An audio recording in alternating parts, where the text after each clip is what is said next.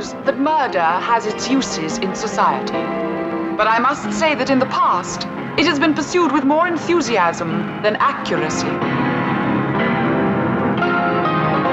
Explosive devices certainly went off, but usually in the wrong place.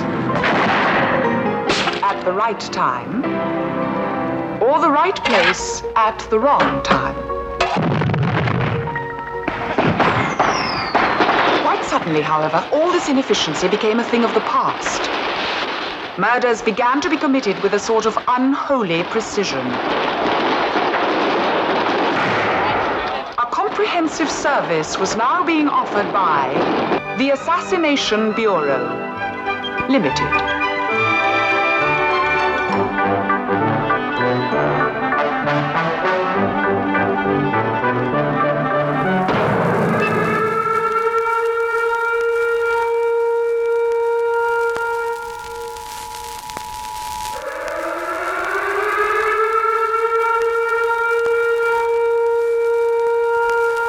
This is the emergency podcast system. This is not a test. Movies are bombing all over the country. They are posing as movies you already know. They may already be in your theaters, your neighbor's home, or even your own. Do not panic. Specialists have been dispatched. They will help you identify these pretenders and defend you against this invasion of the remake. Please stand by for further instructions. Welcome to the Invasion of the Remake podcast. I am your host, Jason Bishop, and with me today in studio is Sam Stepanenko. Hello, hello, hello. And coming in from Planet Vulcan, Trish Coughlin. Hello. Hello. It's been 2 weeks. We're back with another remaking episode, and it was just something I had written down somewhere. I'm like, that sounds good. And it turned out to be really fun, really good. We're doing the Assassination Bureau from 1969. A pleasant surprise, a little hidden gem that I really enjoyed watching. It was a little goofy, a little fun, but just because people think I don't like comedy doesn't mean it's true. And this is where you and I differ. Oh, you didn't like this? I did not enjoy this at all. Oh. This is not my kind of film. What? I love the acting, love the performances. Sure. And I love the plot, but I just felt like it didn't know if it was an action movie or a comedy or an action comedy. It just didn't seem to have a full identity to me. Interesting. Well, Trish, what did you think? I kind of liked it. It had a level of silly, but of course, I'll be real with you. I was watching it on very little sleep. That affects my mental health. I will like a lot of things. I'm very easily amused when I'm in giddy. I just watched it one evening after work, and I had a lot of fun. I really enjoyed it. For this weird period comedy where it's just a strange little plot, too. You have a journalist, first-time journalist, on a big case. She's tracked down that this kind of UN of assassins exists, the Assassination Bureau, and hires the head of the bureau to kill himself. And I love that. Like I said, I love the plot. I just had, I don't know, maybe it just, I was in the wrong frame of mind. I'm not going to say that it was a terrible movie because it wasn't. And I love the subplot there of the whole Franz Ferdinand. I'm like, I love this. I wish I'd gone a little deeper into that, to be honest with you. Yeah, meshing this assassination plot company thing with real history. Yeah. And the head of this organization, Ivan Dragomiloff, I'm going to call him Dragomiloff because it was pretty close. I don't even know if they pronounced it the way it's written. Yeah, I just call him Ivan. Yeah. Ivan. Yeah, so Ivan takes this as an opportunity to kind of clean house. Like, the Bureau was established to do good, and it gets muddied along the way. Well, everybody deserves to be killed for something. So that was kind of how they justified their existence. And it was like, all right, you guys can kill me or I will kill you. And in the midst of this, their vice chair is taking the opportunity of the power struggle that's happening to take control of the organization. And he has eyes on Europe. Yes, he does. Very much so. Which ties very well into the whole, like, start of the World War I plot point. Right. It ties in beautifully for that. Yeah. There's lots to like in this movie.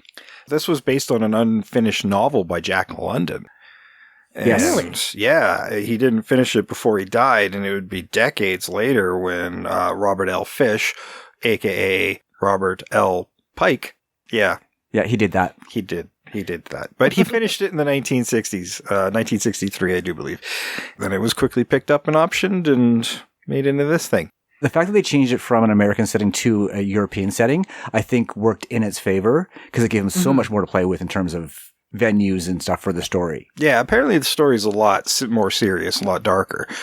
But given the lighthearted nature of Bond movies and everybody trying to be a Bond thing, I think they were trying to take advantage of the British spy movie, even though the Bond movies weren't that light at that point. That wouldn't happen until 70s with Roger Moore, but it seemed like all the clones were being comedies. Yeah. And this was kind of one of them, although it's not really a clone, although it has some of the spy gadgets and things. Yes. Yes, it does. Yeah. But yeah, I don't know if it's definitely not a clone because it's not about being a spy, right? It's about being an assassin. And I mean, as soon as I started watching it, I wanted to tie it into the John Wick verse because it kind of fits with the Continental and all that stuff. Oh, sure. So that's kind of where my mind went with it. And I think maybe that might have been sort of taken away from my enjoyment of the film because I was kind of in a John Wick mood by that point. And this definitely is not a John Wick film. Yeah, I think you could probably do this. This, to me, tonally where I would go with the remake, it'd be more Bullet Train than John Wick. Have that John Wick action with that really over-the-top characters and comedic sensibility that it's just, it's a world that's really interesting, but a little silly at the same time. And I kind of like that idea. My head was like, I wasn't even far into it. And I'm like, okay, I can visualize what this movie would be. And I love the whole UN of assassins. I really like the idea of meshing it with real history, but I kind of also really like the idea of moving it to contemporary. And I'm sure there's a way to mesh that in with current affairs. Between what's going on with Russia and the Ukraine, as well as the Gaza Strip. Yeah, so you could modernize it, because I cast to the period because I liked that so much, but I think you're right. I think we could easily bring it into contemporary times. Yeah, I struggled with it because I was like, I really like this, but I don't want to make it too close. I want to kind of take the general theme of it, the whole assassins versus assassins story. And that's all I really wanted to grab onto. Yeah. It's like, because this movie, I think, is a fine movie on itself, so I don't really feel like I need to be that movie again. And I'm not sure a period movie would really work right now in today's climate. That's also true. Yeah. What I kind of also liked was the thematic bit of it, where it's this whole organization that started off with what they believe to be a very virtuous cause, slowly growing into corruption. Yeah, there's some pretty interesting themes in here as well, because you got Diana Rigg here, and being a female journalist in a period where women weren't treated equally, but they go right out of their way to say she's been standing up for the liberation of women who didn't have a vote at this point in time. Yep. And that they should be treated equally with men. So I think that was great. I mean, they were doing this in 1969. I don't know if that's in the book, but fantastic stuff. They were way ahead. Wasn't yet. Yeah. And Ivan, it's so fun to watch kind of their relationship build, hers with Ivan, because he kind of views her as a colleague later on. He trusts her. He's like, oh, you're spot on right now. Like he's depending on her like he probably hasn't depended on someone before, which is kind of really fun as a partnership. Yeah. Well, he's put on a bit of a back foot too, because the person who hired him to kill himself is now along for the ride, and now he's got to kind of protect her as well. And there are periods, not too many, but there are periods where she's put in danger because of her presence with him. Mm-hmm. Like in the hotel where they switch rooms and there's the bomb at the top there. Yeah, or the brothel. Right. Yeah. And she's so naive, and I loved that about her, right? She's like this journalist, and she's sort of completely unaware of the environment she's in when she gets to the brothel. And she's like, well, this is interesting. And has no idea what's actually going on. Yeah. I need to take notes. Yeah. And I did like that scene because it was kind of funny to sort of see her in that fish out of water scenario. Yeah. I like that each assassin within this UN of assassins was designated to a nation, and each kind of had their own business, whether it was legitimate or not. So the brothel being in France. Well, he was also a minister as well, right? Yeah. Yeah. And then you had the German who felt a little more involved with the military, and he was very much into fencing. That was a weird one. Yeah. And then there was Spado with his knockoff artifacts. Yes. And the Swiss guy who ran a bank. Yeah. Like, where's all this corrupt money going? This bank. Yeah. He was probably making money off the money they were making. Yeah. You know, so the assassination was just one thing. Like, the one thing I wished was that each one ran their respective organizations with their own countries, but I wouldn't think would do their own dirty work per se. And I think that's probably would have been the case. Yeah. Or would be the case. And like I said, and that's why my mind went to the Continental, right? Because it kind of parallels it in a lot of ways. Yeah. Right. And that's why I thought it would work, is because you have this sort of event that happens and it points out the need for these specific rules that the Continental enforces. Yeah. But I like your idea of the sort of over the top bullet train kind of thing too, because I did love that too. Yeah. Also, and that's kind of the comedy I was hoping for, but I guess because it's so dated, I just didn't connect with it the way I would have liked to. Yeah. Bullet Train does, I do believe, have a director in common with the John Wick franchise. So feasibly, it could exist within that world. Yeah. There's been a couple of movies they've done, and you can make an argument, it could be in, it could be out. And this certainly would work within that universe if you wanted to. I kind of want to keep it ambiguous to say, maybe it does, maybe it doesn't. But, I mean, it would definitely work within that universe for sure. Yeah, especially as a prequel. Yeah. That's what I was about to say. You could have it as the prequel. This is where the table started. Yeah, that's interesting. But, But they didn't win, and now they're just, they're just take the highest bids. Well, I have a twist for our remake. A twist. Which would solve that problem. Nice. Yeah. So, we could say it's in, we could say it's out. Let's keep it ambiguous, but it definitely, you could make one argument or another, and if our remake actually happens and it's successful, then, put it in. Well, that's what they did with Nobody. Like, that's a movie where I feel like it could be in that universe, and they don't say one way or the other, but and I keep hearing rumors that it might be in, might not be in. Well, I wish they would just use the coins, and there would be the signal. That's the tying thing. Yeah, because I've heard rumors that not even rumors. I've read articles that say that somebody from associated with Nobody 2 has confirmed that it actually is in the Wickiverse. No, Wickiverse, Wickiverse. Hey, I love a Wickiverse. John Wickiverse. All right. Well, I think this is a good time to run the trailer for the Assassination Bureau, and we'll be right back. You are witnessing a secret meeting of the most secret organization in the world. The Assassination Bureau.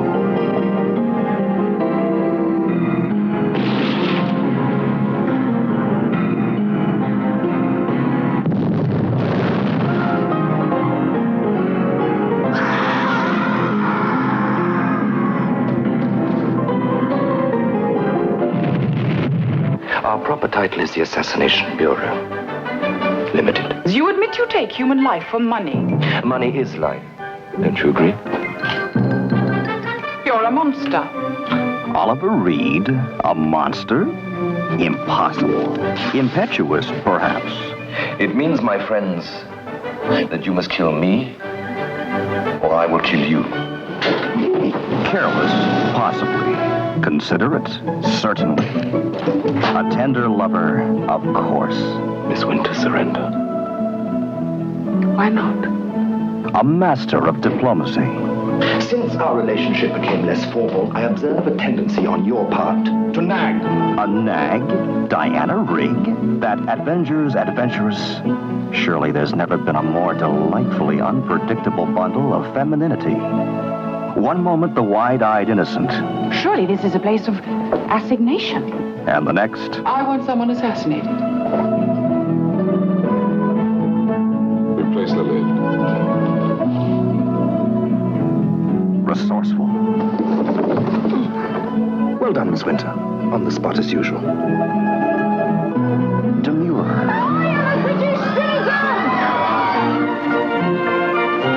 Calm in the face of danger.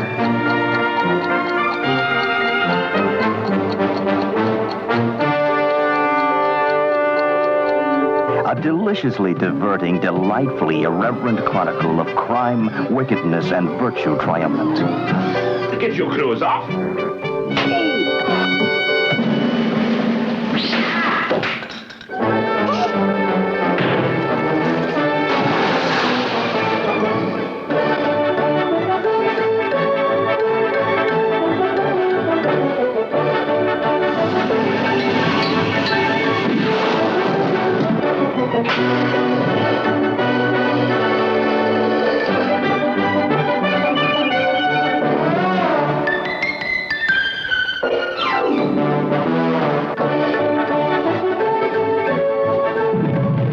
That was the trailer for The Wickiverse. No, the Assassination Bureau from 1969, directed by Basil Dearden. And you know him from League of Gentlemen. This was a long-running franchise in the UK. Sapphire and Dead of Night. You might not know. You'd have to be an old Brit to know. Yes. Yeah. This is based on the unfinished novel by Jack London, and of course you know him from classics like White Fang, Call of the Wild, and The Sea Wolf, all who have lots of adaptations in film and television. Mm-hmm. Yes, they do. And this is also based on the novel by Robert L. Fish, aka Robert L. Pike, who wrote Diary of the Dead and Bullet. Yes. I was surprised by that one. Me too. Screenplay was by Michael Ralph, and he wrote Masquerade and Man in the Moon. Oh. Additional dialogue by Wolf Mankiewicz, who had something to do with the writing of Dr. No. Interesting. Oh. Yeah, and we got lots of Bond connections today. And also episode 155, Casino Royale. He also wrote Black Beauty and Treasure Island. This guy has written a lot of my favorite things. Nice. This stars Oliver Reed as Ivan Dragomiloff. Or Dragonoff, depending on who was saying it at any particular time. Most modern audiences remember him as the trainer from Gladiator, who passed away during the production of that movie. By the way, Gladiator 2 is coming? What? No, I know. I mean, I knew the whispers of it, but Jesus. Does he have to go back to everything? Apparently. Like, that's not a movie that needs a sequel. No. It should not have a sequel. It should not have a number at all. I mean, it could be a different Gladiator story. Yeah. As Right? well it should be, but why do you have to call it Gladiator 2? Hopefully it's not called Gladiator 2. Rant over. Oliver Reed was also in a movie we talked about, and this was a pleasure to come across, episode 372. The Lady in the Car with the Glasses and a Gun. I so adore that movie. If you haven't listened to that episode, go back to the episode after you watch the original 70s movie. Well, actually, watch them both. They're all both pretty good. They are both pretty good. Yeah. Diana Rigg is Sonia Winter. Great spy name. Mm-hmm. And she is one of the most historic spies of all. She was Emma Peel in The Avengers on television. And she was also in Last Night in Soho more recently. Yeah. And another Bond movie on Her Majesty's Secret Service. She was. Yep. Telly Savalas was Lord Bostwick, who was also in On Her Majesty's Secret Service, but we've talked about him in 2 other episodes. 372, very recently. Is that Capricorn 1? That's the one. Okay, I missed the other one. And 282, Cape Fear. Yeah, I missed that one. And most older audiences remember him as Kojak. Kurt Jurgens, or Jurgens, was General Van Pinnick. Well, I kept hearing it as Pink, though. Yeah. Pink. Mr. Pink. Mr. Pink. General Pink. He was in Golden Girl, The Longest Day, but also a Bond movie. Do you remember that one, Sam? No. The Spy Who Loved Me. Now I remember. Yeah. Philippe Noiret was Monsieur Locqueville and was in Cinema Paradiso and Topaz. Yeah, he's been in some good stuff. Sure has. Warren Mitchell was Herr Weiss, and we talked about him in episode 88. Jabberwocky. And 2 more episodes later in episode 90. Okay, this is Murder on the Orient Express. No, this Day is of the Jackal. The Crawling Eye. I missed that one. The He was in Crow. 4 episodes. And I missed those 2. And I forgot to write down the episode number, so that's what I was guessing.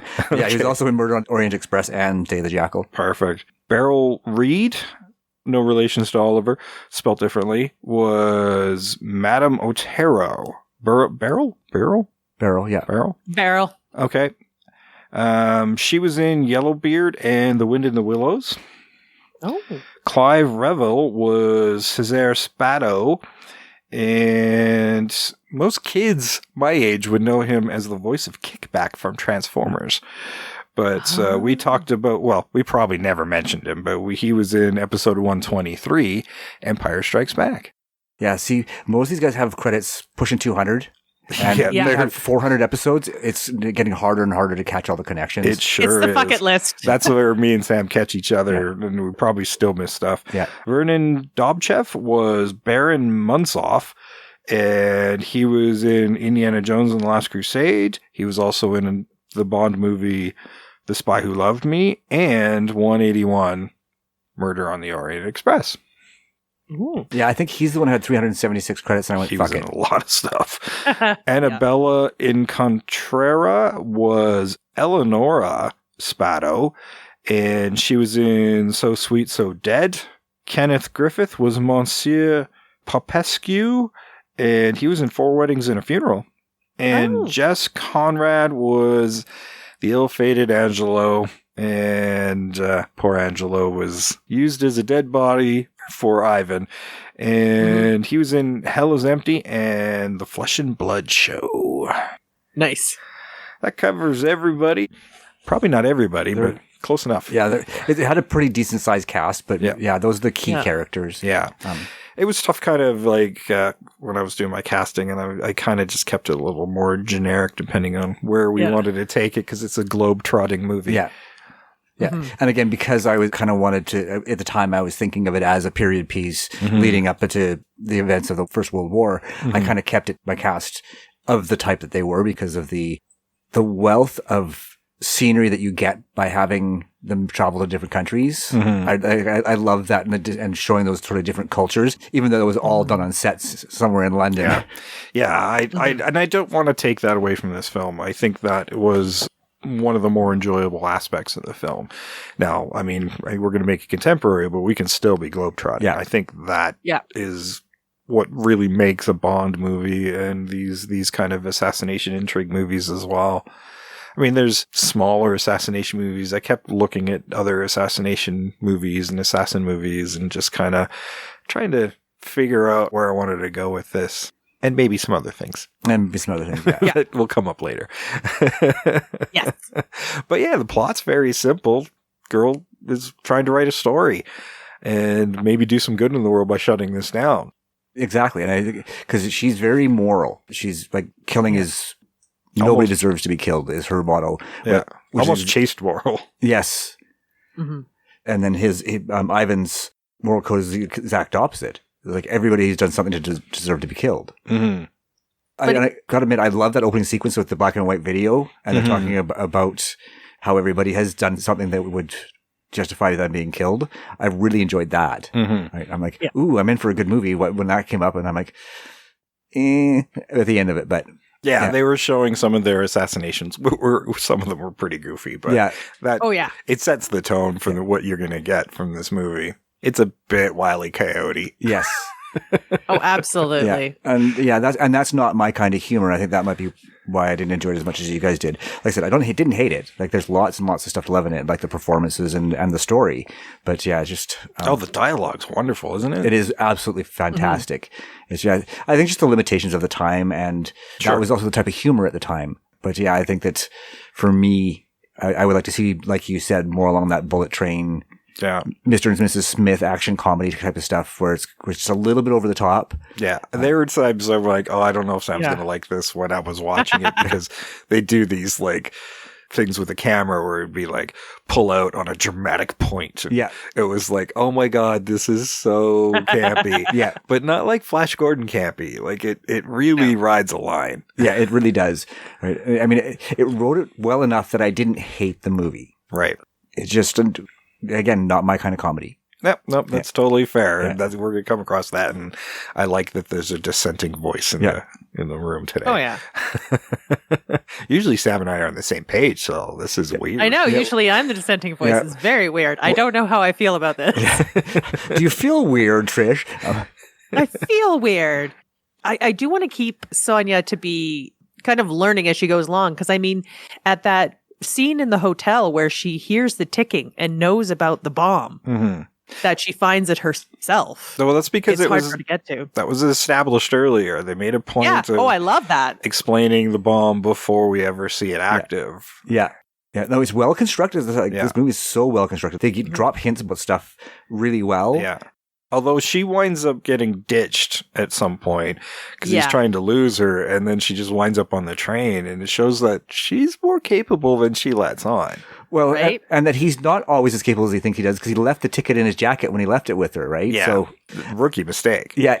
Or did he really want her to find it, right? That's the question you have. Mm-hmm. I mean, it's Diana Rigg. Yeah, I want her to follow me. I know, yeah. She's gorgeous. She's Emma Peel, damn it. Emma Peel, yes. Right? Part of me really wanted Sonia to have a secret of her own. Like a twist? Like a twist. Yeah.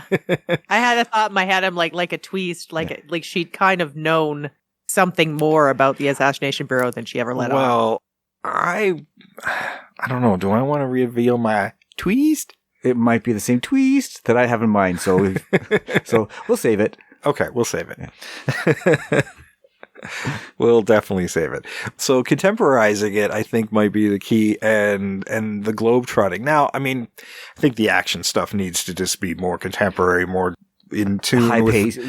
Fast-paced, and I still love the globetrotting, but it would be a little bit more wilder characters like you see on Bullet Train, and keep that snappy dialogue. For sure. Yeah, less Keystone Cops. Yeah. Because there's a lot of Keystone Cops moments in this movie, especially the Paris scene with the brothel. Yeah, I want to see people who have very unique styles in the way they do things. Snipers, poisoners, we do get a stabbings. Yeah, there is. Well, they were hinting at it, kind of. I mean, you had the one guy comes in with the bratwurst that he's trying to put a bomb in. Mm-hmm. So bombs are him. The general... sword fighting, that's him. And then Eleonora poisoning, that's her. And I think it's Cesare Spado as well. I mean, I think they do have their own ways of dealing with it. Yeah, there was the one guy in the bureau before anybody said go, threw a knife at his head. Yeah. They got one Spado. Exactly. But I want to see some of the hand-to-hand. I want to see some gunplay and mix it up so every sequence from country to country to country is unique and different, and the settings being unique and different too. And they were in this one as well, but it also feels old in 60s. They don't have the fast cameras and the fast choreography that we have now. And that I kind of want to introduce that, but with a comedic aspect as well. Yeah. I totally agree. I think that there's really good bones on this film, and it's something that everybody should see. If you're a fan, particularly of like classic spy films, you should see it. Yeah. It's definitely worth watching. Now, I did notice something like Oliver Reed, he appears younger than everybody else in the Bureau. Well, they explain that. And they do. That he's inherited it from his father, and he wants to bring it back to his father's ideals, who had founded the Bureau.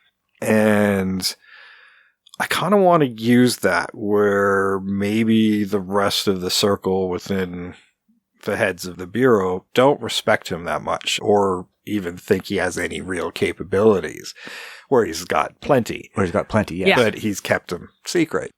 I totally agree. Yes. And my cast of the circle is definitely older than he is, and quite a broad range of older as well. Yeah. Because some of them. Yeah, most of mine is too. I was literally trying to find people from different countries to play as their. I stunt casted too. I wanted people who had done assassin roles in other movies. Oh, you made it really hard for yourself. I sure did. But I did kind of give up trying to pair them up to each character in this movie because I didn't think that was overly important. Yeah, fair enough. Because although I did like the cheating wife, kills her husband. Oh, yeah. Yeah. Yeah, no, I actually kept her and cast her because I thought she was a key part of the story in some ways. Yeah. I got enough people too. written down that I'm sure I can yank her from somewhere. Well, I had the idea. I mean, thought she had her eyes set on being part of the Bureau. Well, she did. That was what Yeah, I was considering. So, well, yeah, when she found out the bounty, there was 20,000 was the original commission by Diana Rigg. yeah. And then Telly A bonus Savalas had the bonus 10. The bonus 10 would go to whoever did the deed. Yeah. And she's had eyes on that 10. Yeah. She was a greedy woman, and she inherited Spato's estate and, sleeping with anybody on the side. And now there's this money comes along too. It's like everybody's disposable just for her lifestyle. For her lifestyle, yeah. And I mean, in all fairness, she obviously married Spato for the money because they were a very mismatched pair. Yeah, no, she's a Black Widow, and I love that little subplot there. And that's the kind of Bullet Train Guy Ritchie-esque thing that I would love to kind of keep in here. Yeah, for sure. I actually really enjoyed that setup for the next part of the film. That sets up a point where Oliver Reed gets to fake his death. Yeah. And gets into the endgame. And the endgame's weird because it's Telly Savalas takes on this commission to destroy Europe. I wasn't sure if he was trying to start a war or if he was just trying to blow up Europe because he didn't give a shit about Europe. General, I will return with you to Germany. Where will your headquarters be? My hunting lodge at Rothenburg. And the peace conference will take place just across the frontier in the castle of Minsk. Very convenient. I will summon the members of our bureau to meet us at Rothenburg. But my staff will be there, my officers. Of course, and they'll be very useful. So goodbye, Ivan. You're going to miss our greatest assignment of all. At my commission, the assassination of Europe. I think he was He's trying mustache twirling. Yeah. I think he was trying to start a war. And I mean, honestly, when you have a war, you sell lots of newspapers. And I think he also had his hands in, he's talking about them buying a bunch of weapons, investing in weapons companies. Like he's looking for the cash. Yeah, if you don't like the news, make the news. Yeah. That was kind of his motto. And I think that's kind of where it was going, but that was really muddy. Yeah, it wasn't very well explained, and it feels very underdeveloped and kind of cartoony. Yes. Like I want a villain with more depth. I mean, I like the idea of him sparking World War I. Or a major world event of some sort, yeah. Of some sort, Yeah. yeah. Yeah, no, and I like that idea, but we have to get a clear motive behind it, whether that be to sell weapons, to sell newspapers, all of the above. Yeah. Yeah, why not both? Well, I mean, greed is limitless, guys. yeah, you got somebody who's rich. They could own a multimedia company, Rupert Murdoch, while still owning weapon manufacturers. I mean, he could be a billionaire with a lot of different fingers and pies. Yeah, exactly. It's just to bump up his economy, right? Yeah. Yeah. That's the weird thing about wealth is it seems like you reach a certain point where it's just never enough unless you get all the money. It's strange. Yeah, and the current political climate, such a tinderbox, it would be really easy to spark something. Yeah. Yeah, I'd like to keep that. Like I said, we just have to make sure that it's clear that that is his motive. Yeah, utilizing the organization. And I think like a big giant bomb, doesn't really work anyway, but pulling the organization, essentially turning it into like Spectre. It's kind of what I thought of when I... Yeah, that was the thing is, he did kind of turn it into sort of this evil corporation. Mm-hmm. That's what he was going for. Yeah. But with no clear motivation. Kind of like Spectre. Spectre never really does have a clear motivation. No. Spectre just wants to just do shit. Yes. Well, everyone tried to get rich doing it. I think it was always a business model, but it never feels very clear when you watch those movies. No, it really never does. Yeah. But in our movie, it'll be clear. It'll be clear. Yeah. Exactly. Now, I do want to do something different with the Diana Rigg character. Journalism might be a good cover, but what organization like this would allow such a thing? Well, that's the thing. It's a secret organization. It is a secret organization, but that's part of the comedy is that how easily she's accessed it, right? Yeah. Right? Yeah. But she does do it undercover through a series of blind drops and stuff like that. So anybody who understands the messages would be able to do that. But you know what? Maybe she uses the dark web instead. If we're modernizing it, Yeah. maybe we add in a character. She's got a buddy who's a hacker buddy. Yeah, I mean, this might be what Ivan wants this game to clean up the Bureau. And he kind of points her in the right direction. Yeah, but at the same time, she's probably going to be dead by the end of this movie because it's still a secret assassin organization. Yeah. And he's just keeping her around because it's interesting, at least at the beginning. Yeah. Because it's something a little different. Might be a little advantageous for him having certain connections out there, but I don't see much of a reason for the Oliver Reed character to keep her around. No. Other than to execute the commission and get the money. Well, and that's the thing is he initially didn't want her around.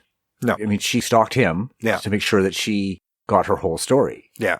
I guess in the original film, he can't kill her, otherwise they don't get paid. But, yeah. I mean, it's pretty simple, but at the same time, if a journalist has uncovered some unsavory things in the real world, they usually go missing. That happens very frequently in our real world. Unfortunately. But I mean, I still like the idea of her being a journalist, but I don't think that we would have her revealed so early on. Mm-hmm. Right. And that was the thing, is it kind of caught me by surprise was how quickly that bomb dropped. Yeah. In terms of her relationship with Ivan.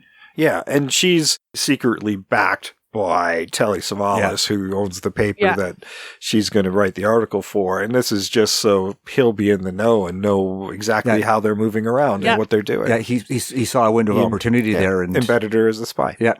And that she volunteered to do in the first place. Like, she brought it to him. Yeah. So yeah, when he revealed her as the journalist, like, essentially right away, it's like, that could have played a better further down the line with that reveal. I think I would like to see them have established a cover story for knowing each other.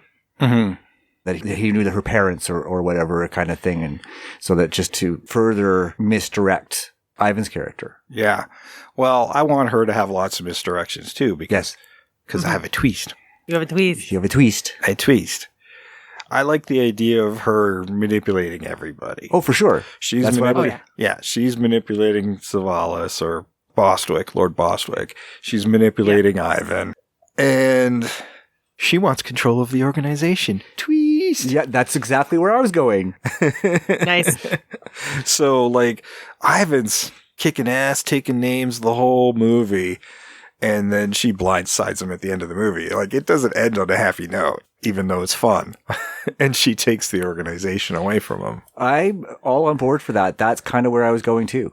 I wanted her to have that secret competence that nobody knows about. Yeah. Right. Well, it's all an act. Yep. You were discussing, you're like, oh, she has a hacker buddy. Maybe that's just what she tells people. She is the hacker. Yeah. She knows everything. Yeah. Oh, she's capable. She's well trained. That's why she'll show up out of nowhere when she probably should have been left behind. Or maybe she's in a no-win situation. We cut away and she's walking up and everything. And tosses her hair. And like, wait, how were you alive? Yeah. I'd love subtle little hints, but really, really subtle little hints that she's more than she says she is. Yeah. And we never get to see those moments until like right at the end. And then you can kind of flash back to all the cool shit she did. Yeah, exactly. Yeah. Yeah. No, totally on board. That's exactly what I was thinking too. Nice. Yeah. Like, you could have wild things like the bomb in the hotel. She put that there. It was a misdirect against Ivan. Yeah, I mean, we're probably not going to duplicate the scenes in here, but no, I mean, I'm just saying, as an like, example, she'll do something to put herself in danger. Oh, sure. I mean, whatever she can to earn his trust, right? Yeah, yeah, and to feed the ruse. Yes. Yeah, she's got to be a journalist. This is an alien world tour. Yeah, I mean, obviously not. Like, obviously not. Yeah, that's the thing is, they're just having those moments where something doesn't quite add up, but you don't know what the numbers are in the first place. You know what? I had like kind of, this is weird. It was a secondary twist, but you know that kind of sad sack character, Baron Murnov or whatever, that's always hanging around with Telly Savalas and drinking. The Russian, yeah. And sad. I'm like, I want him to be a little more than that. I thought for some reason, I don't know why, but I was like, I wish they were in cahoots, like her and the little, very sad Russian. Who was sent to kill her. Yeah, because he's just tired. He's like, I don't like this anymore. I want out. I actually just thought of how if we wanted to mesh this into the Wicca-Wicca-Wicca-verse, I'm always going to be amused by that. The Bureau itself is a counter-organization. And if she's working for a seat on the high table to absorb this into their organization. Yeah. So there you go. If you wanted to do that, there's your connection. Yeah. And that would guarantee her a seat on the high table. And that's what she wants, yeah. Yeah. That's if we do that. But, there's your in if you want to do it. You don't even have to say it outright. You can just say, this guarantees my seat. That's it. Not where. Yep. Cool. I like how that worked. Yes, it worked as well. But, yeah, I don't want to take the whole international UN assassination thing. That is so cool. That is very, very cool. Yeah. Right. Yeah. And we don't really see how vast it is. And that's something we could do in a modern setting. Even though this movie was fairly expensive. I don't know what the budget was, but when you read about it, it sounds like it was quite a bit more expensive than movies from this time. It was all the special effects. That's right. Yeah. They had to build a Zeppelin. Yes, they did. Yeah. And those wonderful explosions. I mean, the compositing was very obvious. But. Yeah, when they had to pretend destroy a Zeppelin. Oh my God. And I'm so sorry. It's so dumb, but I laughed my ass off when Oliver Reed gets out of the blimp with a bit of the blimp. This movie's always takes an opportunity to have some fun. That's what I like about it. It's silly.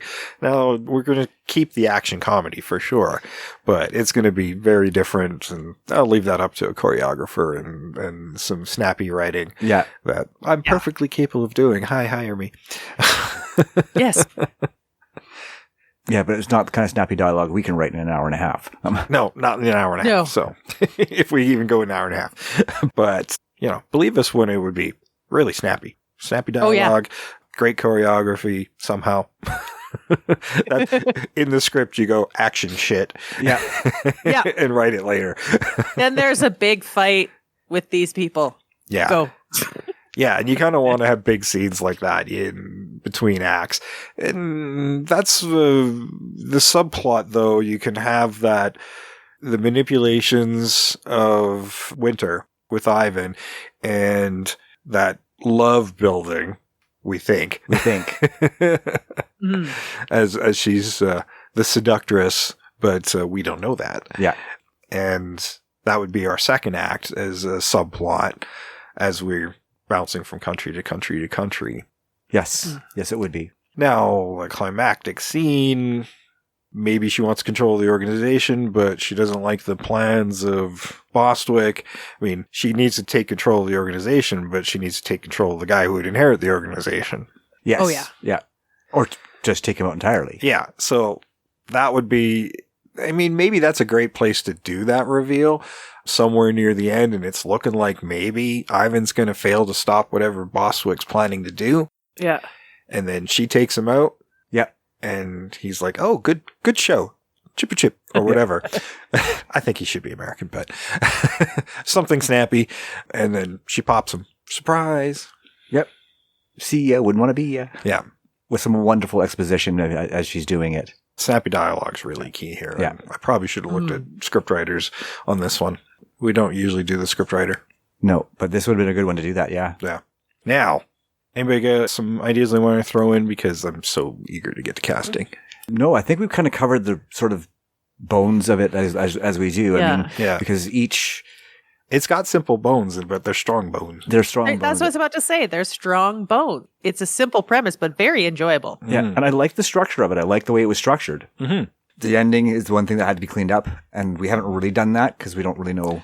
Yeah, like we were talking that it would be manipulating a crisis within that part of the world. It could be a Middle East or a Russian issue. It would be something where there'd be a financial gain, I think, for Bostwick. Oh, yeah. Yeah, and it's just, the type of event would be maybe blowing up a power plant or something like simple that would cause havoc. Yeah, I mean, everybody lives in fear that some psycho's going to drop the bomb one day, right? And maybe a nuke goes off into Ukraine or Russia. I mean, that would certainly motivate Russia. Yeah, or make it look like Russia's... I mean, what if Russia did it on their own soil and then just blamed somebody? Yeah. My God, that would start a global war regardless. Yeah, Not out of the realm. I mean, politicians lie all the time. Right? What, do you mean they actually tell the truth some of the time? I find that hard to believe. That's why I said all of the time. Yeah. All right. Well, I think we got some good bones here. Let's get to some casting. Sammy. Okay, I will go first. Let me bring my book up. So, I cast a whole bunch of people. They can change or not. It doesn't matter to me. But we started with my Ivan, Dragomilov, Dragon something. I'll cast Tom Ellis because I love his charm. Oh, nice. That's okay. Going for the suave. The suave charm, yeah. Yeah, Lucifer. Yeah, exactly. My Sonia Winter, I went Daisy Ridley because she can play that innocent ingenue very well. And can do the action shit. I can do the action shit. So you can tell I was thinking that way, right? Oh, yeah. No, I'm liking things so far. My Lord Bostwick is Paul Bettany. Nice. All right. My General von Pinnock, or Pink, whatever you want to say it, is Christoph Waltz. Okay. Yeah. Nice. I thought about putting Christoph in there. Yeah. My Eleanor Spado is an Italian actress named Caterina Marino. She was in Casino Royale. Oh, okay. Yeah, it's more modern. She's more age appropriate for the role. She's in like early to mid 40s. Okay. For my Monsieur Lucoville, I went with Jean Reno.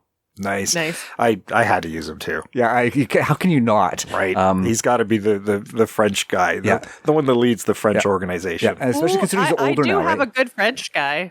Oh, you'll like mine. If you have a younger one too, I think you should have like the leader and then a younger one to do the work. Do the work. Yeah, his right hand kind of thing. Yeah. I didn't get that deep into it. No, and it was way too much casting. Yeah. But I think between all of us, we could probably integrate everybody. Yeah. And then for my Herr Weiss, I went with Jürgen Prochnow. Oh, nice. And again, see, we're getting that broad range of ages, right? Yeah. For my Cesar Spado, I went with Armand Desante. Oh. I almost did that. I almost did exactly that. Okay. And then my Baron Muntsov is Til Schweiger.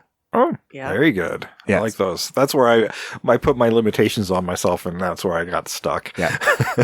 Nice. Yeah. And then for my director, I brought up Nobody, and I actually used the director from Nobody, Ilya Naishuler, as the director for it, because I think he balances the funny moments really well with the action moments. Yeah, he'd be good. Yeah. Nice. Yeah.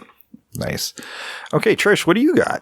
Okay. I just want to preface this is when I was watching this movie, I was just so sad. It was one time I was like, I wish I could cast Anton Yelchin. I think he would have been lovely in the lead role because he would have aged into the right area and he would have pulled it off. Yeah.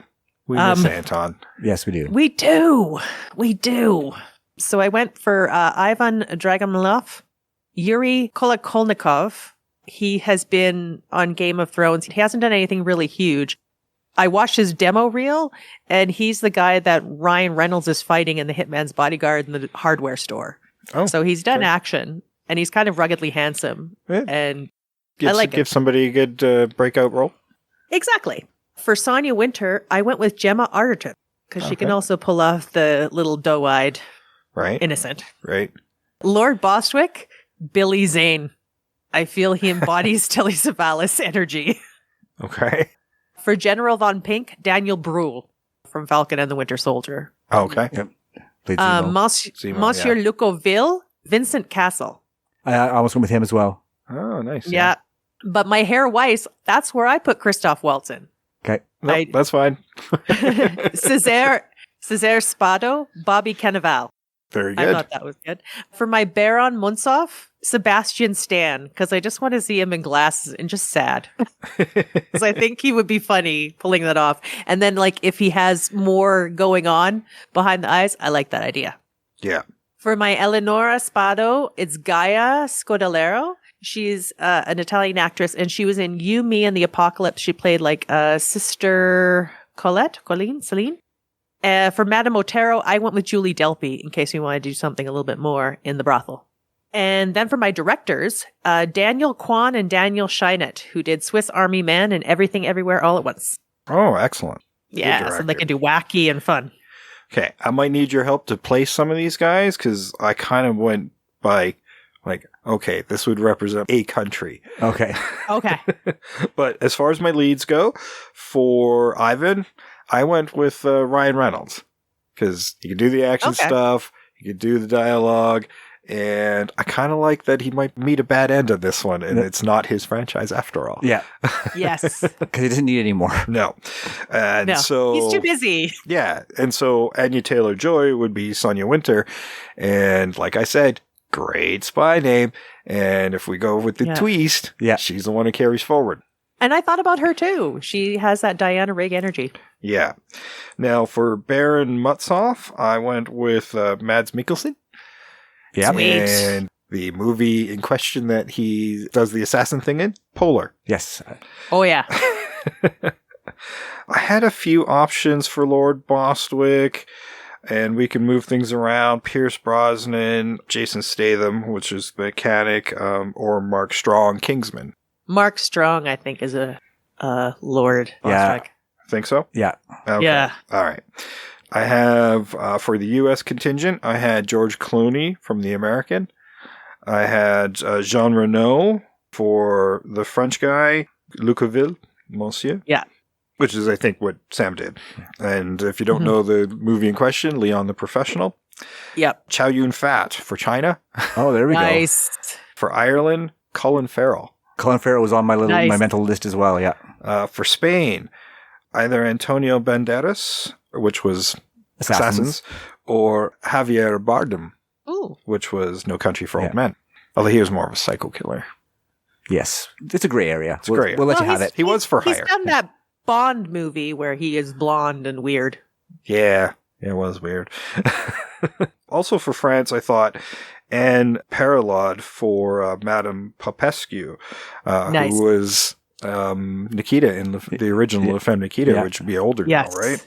More people for kind of the younger henchman type. They're going to do the dirty work. Maybe Karen Gillan from Gunpowder Milkshake. Yep. Or even Lena Headey. Timothy Oliphant from Hitman. That was a gimme. Yeah. Jessica Chastain from Ava. Mary Elizabeth Winstead from Kate. Norman Reedus, Boondock Saints. That's a gray area, Jay, but I'm going to give you that one. Zoe Saldana, Colombiana. And Christian Bale, Equilibrium. Yes. The beginning of Gunkata. Gunkata. That's right? So I didn't do specific, but we can mesh them how we feel like. And your casting's fantastic as well.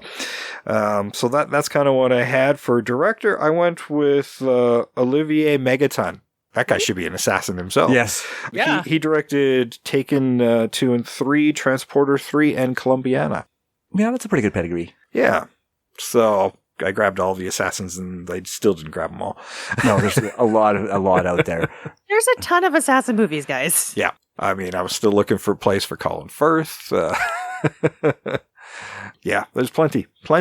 That's where my head was going. I'm like, I could do this. And as I started writing things down, I'm like, had a genius idea. Huh?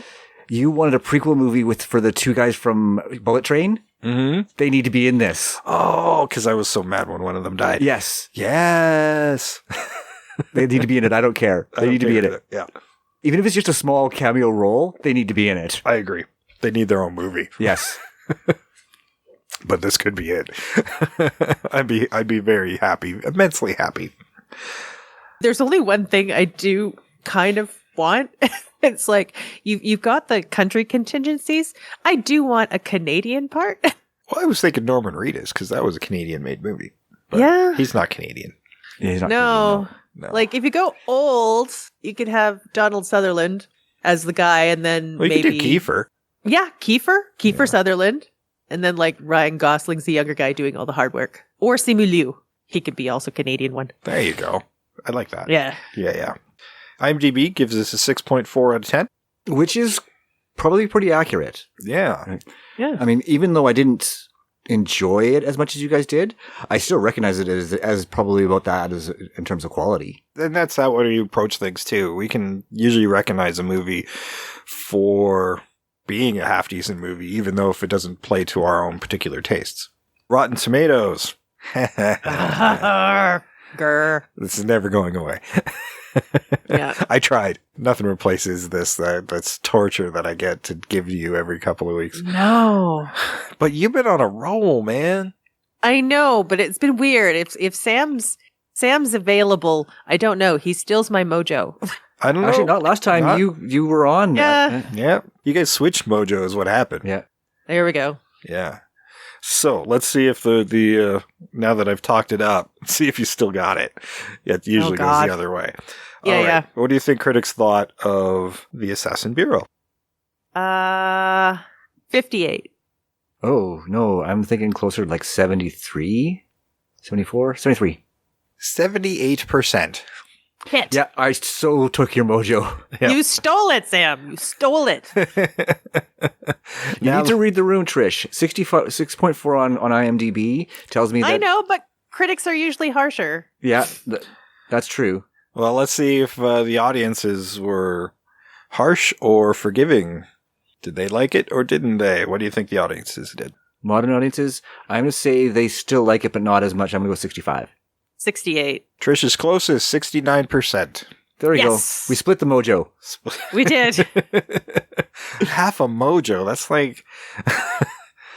Half a mojo. That sounds like we're sharing a snack. Well, mojo is a snack. There's that tiny little candy. Do they still make mojos? I don't know.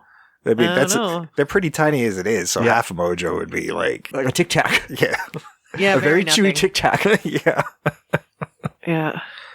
I don't even know if you can get mojos anymore. I'm old.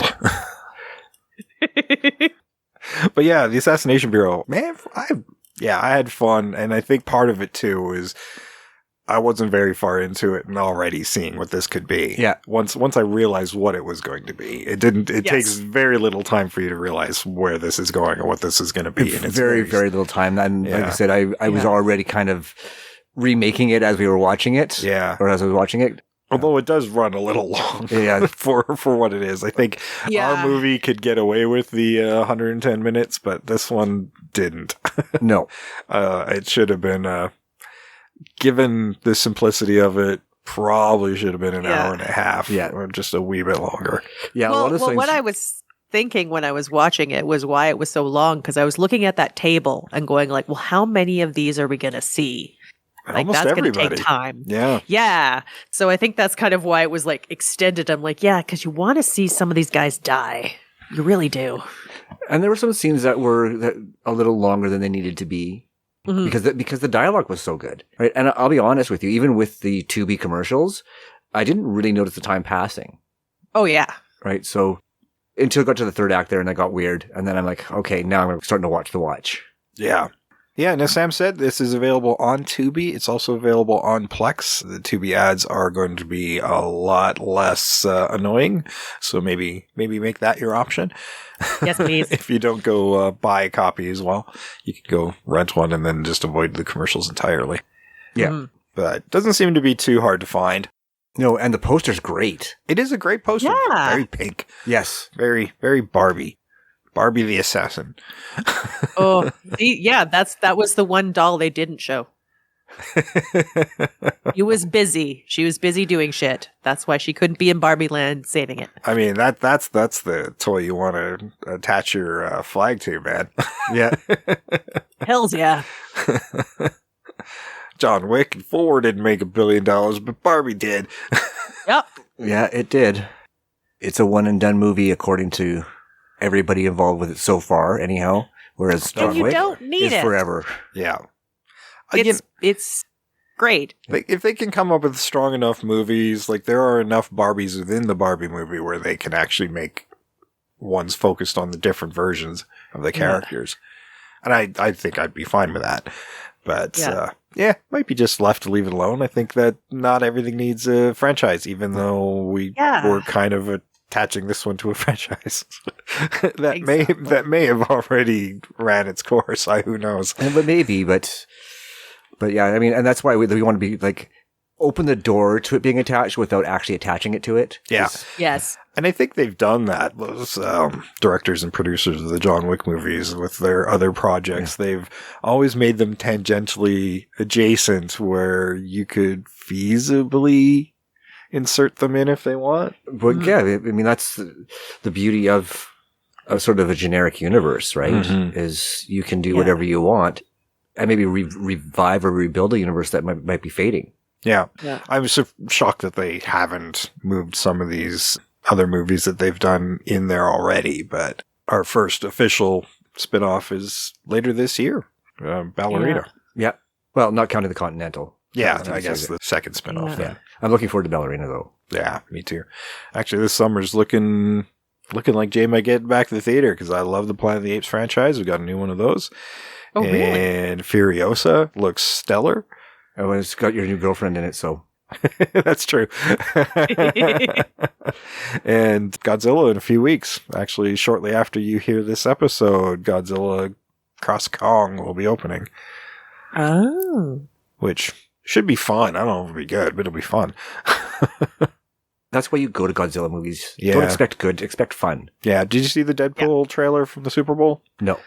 I have mixed feelings about it because I saw it and I'm like, I don't like this trailer and it feels off. And I feel like nothing in that trailer is actually going to be in the movie. That's how that trailer watches. Oh, I hate that sensation when you're like, I know I'm watching the best parts. Well, I think this is pure genius because if none of that stuff's in the movie.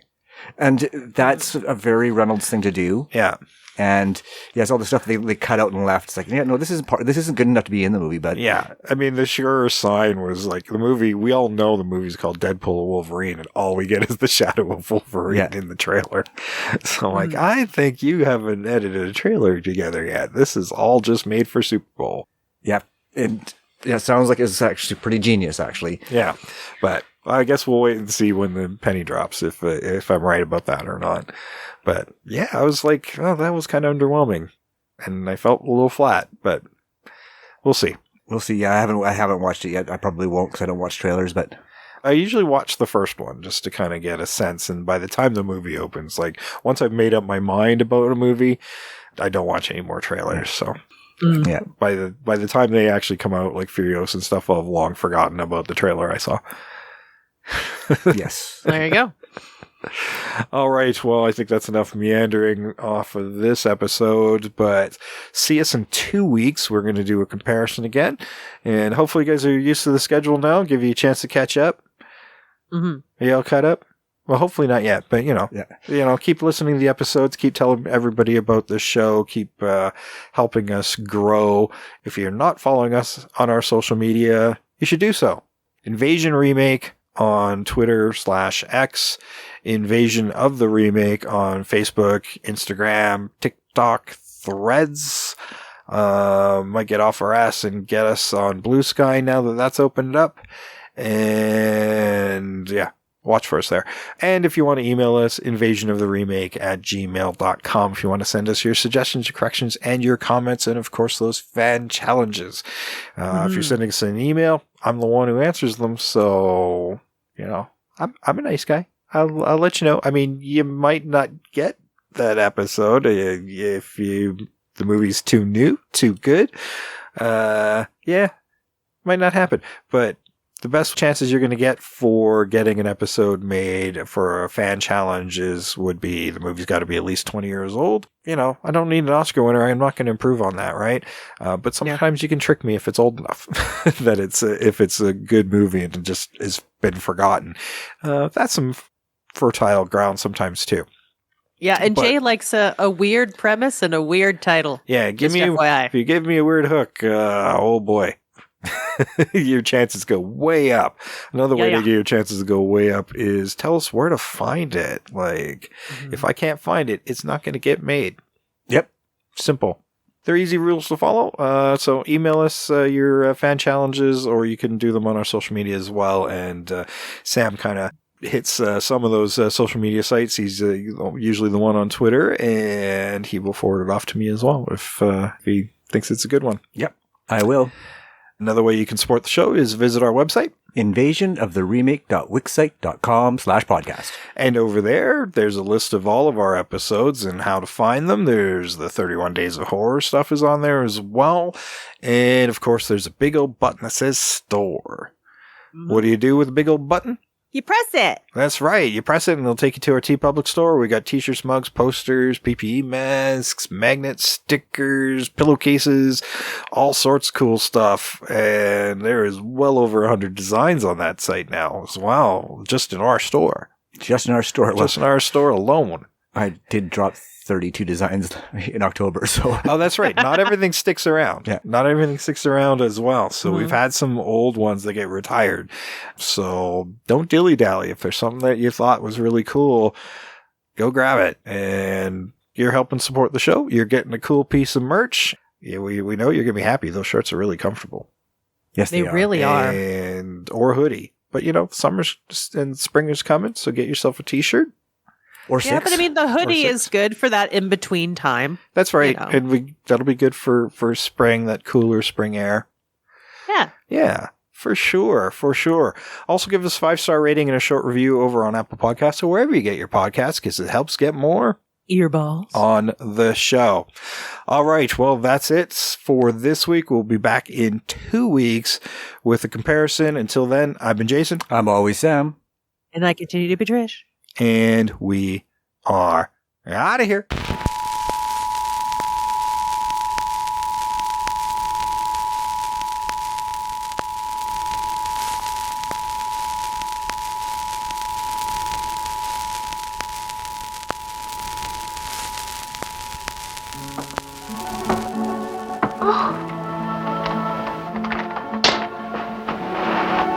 Fortunately, I kept Wicked for Eton. Oh, don't worry, I turned it off. It was on the canopy. Splendid! I knew these new time bombs would come in useful. Can't you talk anything but shop? I've nearly been killed. I'm sorry. I am sorry. I'll never forgive myself. You know, this room was meant for me. I should never have left you here. What on earth are you doing in that ridiculous costume? Oh, I forgot. I regret to have to inform you that Ivan Dragomiloff is now dead. What? Yes, events took an unexpected turn. However, the first part of our little plot has now been achieved. You mean they think you're dead? Precisely. I shall now have to disappear into hiding. And the rest, Miss Winter, is up to you.